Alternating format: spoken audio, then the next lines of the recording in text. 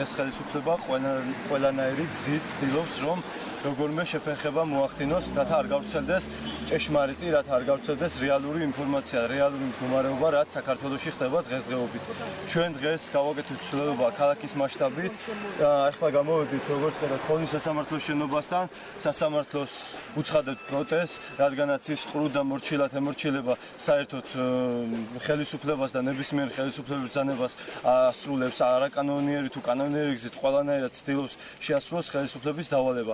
ჩვენ გამოვედით ეგრეთწოდებული თერჩებით, სადღაც ისეთი განთავისუფლების ეს თერჩები, რომელიც გადაღებული იქნა და უსამართლობაა ის, რომ არ აქვს მედიას თავისუფლება. რადგან რუსთავიოსა და იმედის ტელევიზიები აცხადებენ იმას, რაც დაკვეთითა აქვს მათ ხელისუფლებისაგან და ძალიან ცოტაა საქართველოში ესეთი ახები, რომლებიც ამბობენ სიმართლეს. აქცია არის იმისათვის, რომ გაანთავისუფლონ ეს მაესტროს თერჩები, რადგან ისევ გაგრძელდეს სოფლებში და რეგიონებში დარიგება და ხალხს მიეწოდეს ჭეშმარიტი ინფორმაცია.